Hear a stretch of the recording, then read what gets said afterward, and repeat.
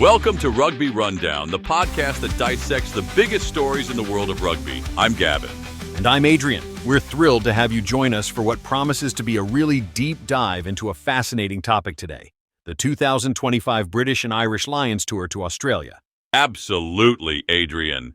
While the series ended in victory for the Lions, there were some truly profound lessons learned, particularly concerning head coach Andy Farrell's strategic choices. We're going to unpack those decisions and explore their significant implications, not just for the Lions, but for the entire global rugby hierarchy. Get ready for a breakdown of power, pace, and the weight of history. So, Gavin, let's jump straight into the heart of it. Andy Farrell's approach to the 2025 Lions forward pack. It really felt like a deliberate and very clear strategic pivot, didn't it? Absolutely, Adrian. It was a complete departure from what many might have expected. Farrell's philosophy was all about hybrid, athletic forwards. We saw a clear preference for players who are comfortable in open play, linking up with the backline, rather than the traditional, heavier enforcers, whose main job is often seen as just grinding it out in the tight exchanges. And that's so characteristic of his successful tenure with Ireland. He wanted to impose that high-tempo, ball movement-oriented game on Australia. You could see it in the squad selection, right? Players like Tadhg Beirne and Ollie Chessum, comfortable in multiple rows, bringing versatility and aerial prowess. Exactly. The back row was a prime example. Jack Morgan, Tom Curry, Josh van der Flier, a unit built for speed, relentless work rate, and breakdown dominance. The pre-tour consensus was all about beating them on the floor with dynamic, all-action back rowers. It was a mobile-first approach, and it created this fascinating mobile versus power dichotomy from the outset. That's where the question started to arise, wasn't it? Could this athletic pack generate the sheer brute force needed in Test match rugby's tightest moments? It was a conscious trade-off, really a transposition of that successful Irish template onto the Lions. And while it brought success to Ireland, the question was, could it stand up to the unique demands of a Southern Hemisphere series? And that's exactly where the rubber met the road, Adrian. The three-test series against Australia wasn't just a tour, it was a real-time examination of the Farrell doctrine. Absolutely. We saw it all unfold from that initial vindication in Brisbane to the eventual deconstruction in Sydney. The narrative arc was incredibly compelling. Let's start with Test 1 in Brisbane Suncorp Stadium. The Lions won 27-19, and in that game, Farrell's plan was executed with clinical precision. They were truly dominant in the collisions, which gave them the quick ball they needed to control the tempo and unleash that potent backline. And the mobile pack really shone, didn't it? Players like Tadhg Beirne were instrumental at the breakdown, winning those crucial turnover penalties that just stifled any Australian momentum. Even the set piece, particularly the scrum, functioned as a solid platform. That early dominance was decisive, and it probably reinforced the coaching staff's belief in that mobile-first approach, especially against a Wallabies side missing key power players like Will Skelton. You're right, it certainly validated their choices, but then came the second test in Melbourne, and that's where things really started to pivot. The Lions won 29-26 in a historic comeback, but the cracks were definitely starting to appear. They certainly were. Australia, under Joe Schmidt, brought in their heavy hitters, Will Skelton and Rob Valentini, and their impact was immediate and devastating.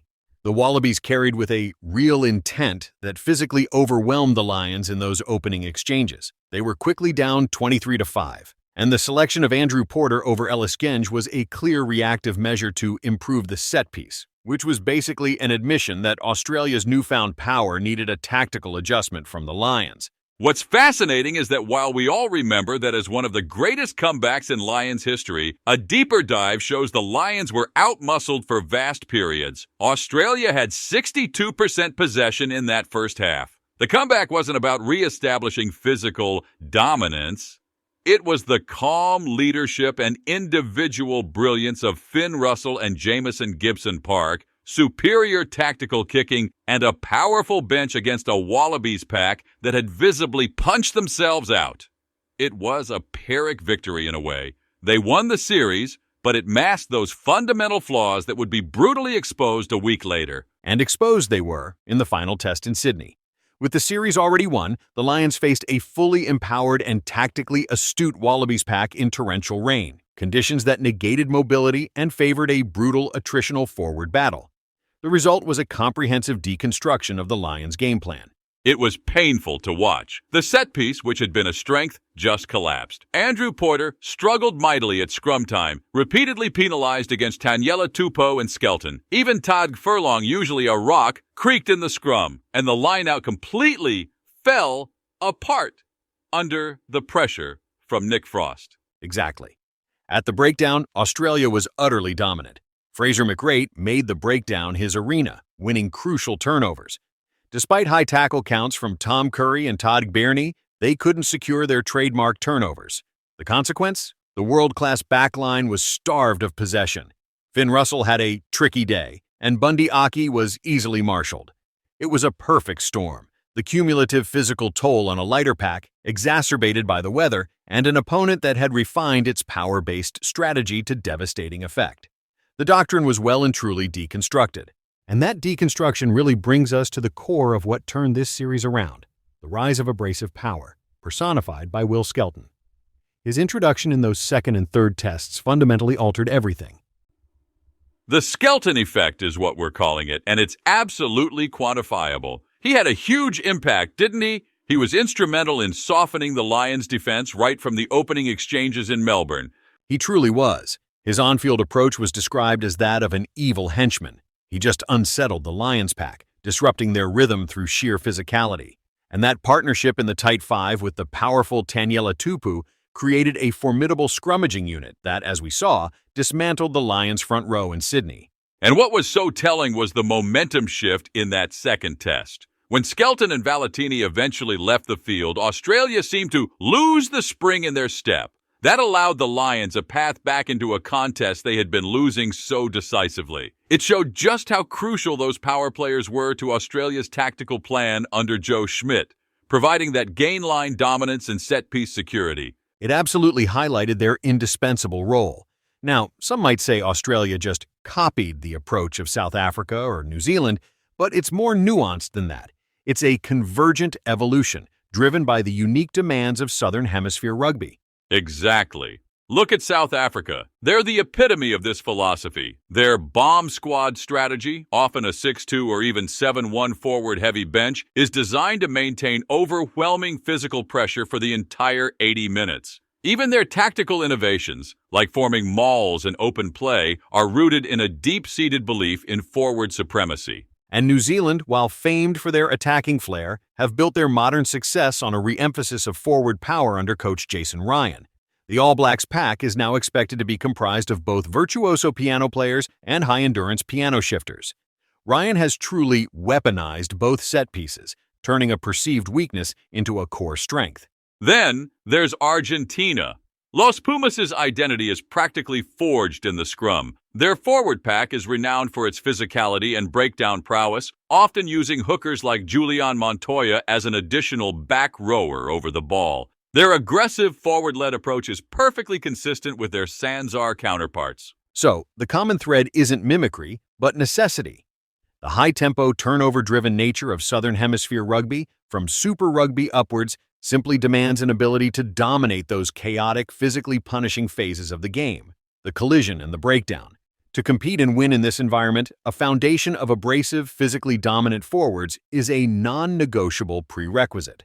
Australia's shift wasn't just imitation, it was adopting a proven, evolutionarily successful strategy for their specific rugby landscape.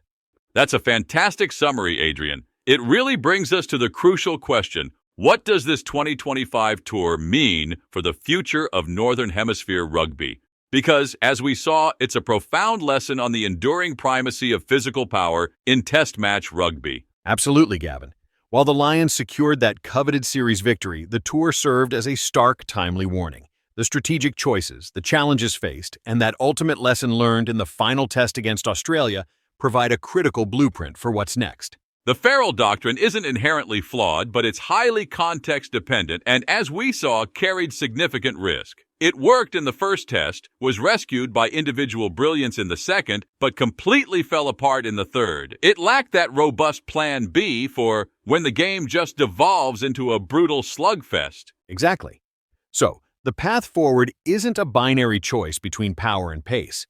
The future for the Lions, and all the home nations, has to be a hybrid model that reconciles these two crucial elements. It requires some key adjustments, like strategic squad balancing. For every dynamic, ball-playing forward, you need a physically imposing counterpart to tailor the matchday 23 to the opposition and conditions. And crucially, it means embracing that bomb squad philosophy. That 6-2 or even 7-1 forward-heavy bench perfected by South Africa shouldn't be an occasional tactic. It should be a core strategic option. The ability to introduce overwhelming forward power in the final 30 minutes of a test is a proven game-changing weapon. And we need to specifically develop skeleton stoppers. Rather than trying to play around these physical outliers, teams must select and coach players with the size, technique, and mindset to neutralize them at the source in the scrum, the maul, and the collision zone. And the good news is, these players are emerging. The skeleton archetype isn't just about sheer size, it's about immense stature, destructive scrummaging, halting driving mauls, and being a truly disruptive force at the breakdown, generating slow, messy ball. That evil henchman who unsettles and intimidates. Definitely. In England, you've got Chandler Cunningham South, who's known for his combative ball carrying. And young props like Asher Opoku Forjor and Afolabi Fasogbon have already impressed with their pure power for the England U20s. Ireland, too, despite their reputation for skill, are cultivating giants. Joe McCarthy, who was on the 2025 tour, is a prime example of that physical edge. And Munster's towering lock, Thomas Ahern, is increasingly adding a physical dimension to his athleticism. Wales is also finding its next cohort. Morgan Morse, while not a giant, is highlighted for his explosive carrying and huge physicality at the breakdown. And in the second row, Liam Edwards has been described as a big lump coming through the regional pathway. And even Scotland, traditionally known for more mobile forwards, are seeing players with greater size. Young lock Jare Oguntabeju has impressed with his physicality, and Edinburgh's Ewan McVie is another imposing lock secured on a long-term deal. These are the players who represent the future of forward power, and they're the ones who can solve that physical deficit we saw in 2025. So, Adrian, to wrap things up, the 2025 Lions Tour wasn't a failure by any means. Winning a series in the Southern Hemisphere is a truly rare and laudable achievement, but it was, without a doubt, a profound lesson. Absolutely, Gavin. The way Australia secured that final test victory, by weaponizing the abrasive, confrontational power game of their Essanziar neighbors, has provided a clear and repeatable blueprint for how to dismantle a mobile, ball-playing pack. The Lions were ultimately bullied off the ball, leaving their gifted backline starved of possession. It's a stark reminder that if Northern Hemisphere teams fail to heed this warning and continue down a strategic path that de-emphasizes foundational power, they risk facing the same fate on the grandest stage. Exactly. The next generation of enforcers exists within the home nation's pathways, as we've just discussed. The challenge now is to integrate their unique power into a more balanced and resilient model to forge a new era of global rugby supremacy. A fantastic summary, Adrian. That's all the time we have for this episode of Rugby Rundown. Thanks for joining us for this deep dive into the 2025 Lions Tour and its implications for the global game. It's been a pleasure, Gavin. We hope you've enjoyed the analysis, and we look forward to bringing you more in-depth rugby discussions next time. Until then, take care.